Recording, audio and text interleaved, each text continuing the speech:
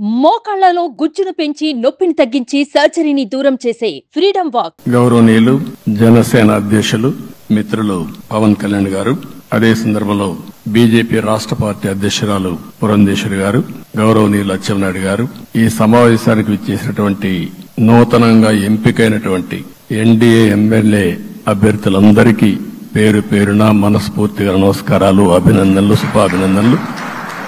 అందరూ కూడా మనస్ఫూర్తిగా కంగ్రాచులేషన్స్. అదే సమయంలో మీరందరూ కలిసి నన్ను శాసనసభ నాయకుడిగా, ఎన్డీఏ శాసనసభ నాయకుడిగా ఎన్నుకున్నందుకు మనస్ఫూర్తిగా అందరికీ నమస్కారాలు తెలియజేస్తున్నా, అభినందనలు తెలియజేస్తున్నా, ధన్యవాదాలు. ఇప్పుడే మిత్రులు మాట్లాడారు. నేను కూడా చాలా ఎన్నికలు చూశాను. ఈసారి రాష్ట్ర చరిత్రలో ఎప్పుడూ ఇవ్వనటువంటి తీర్పు ఇచ్చారు. ఈ తీర్పు మళ్లీ నిలబెట్టుకునే బాధ్యత మనందరిపైన ఉంటుంది. అయితే రాష్ట్రంలో ఉండే 5 కోట్ల ప్రజలందరికీ శిరస్సు వంచి పాదాభివందనం చేస్తున్నా. ఈ రాష్ట్రాన్ని కాపాడుకోవడానికి మీరు చూపించిన చొరవ కోసం అందరం కూడా ఒకటి క్యాంపెయిన్ చేశాం. ప్రజలు గెలవాలి, రాష్ట్రం నిలబడాలి. ప్రజలు గెలిచారు, రాష్ట్రాన్ని నిలబెట్టే బాధ్యత ఇక్కడుండే శాసనసభ్యులపైన, మనందరిపైన ఉంది. ఈ విషయం మనం గుర్తుపెట్టుకోవాల్సిన అవసరం ఉంది. ఒక అరాచక పాలన, ఒక విధ్వంసకర పాలన. మామూలుగా ఇది చూస్తే ఈ కూటమి ఏర్పాటు చేసినప్పుడు కూడా నేను ఎప్పుడూ మర్చిపోలేను. ఇప్పుడే పురంధేశ్వరి గారు చెప్పారు, పవన్ కళ్యాణ్ గారు చెప్పారు.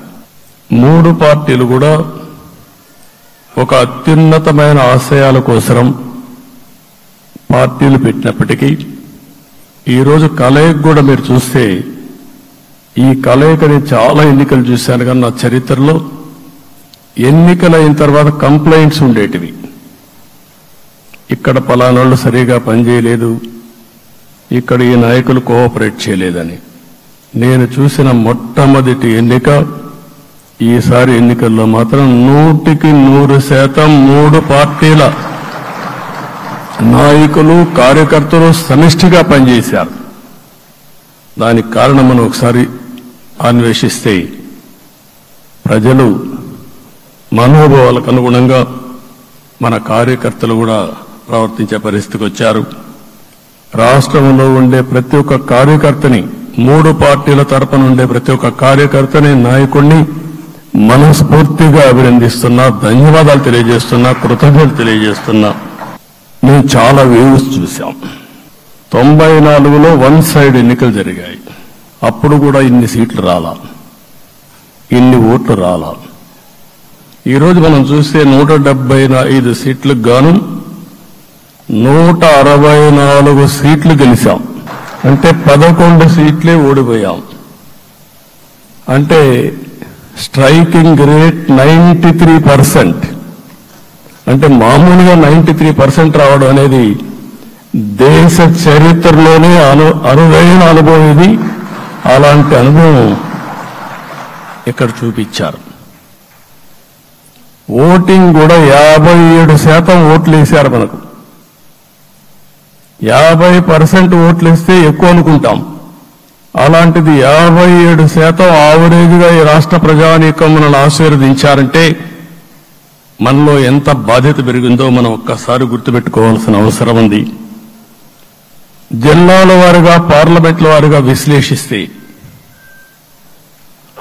శ్రీకాకుళం క్లీన్ స్వీప్ 7కు 7 గెలిచాం.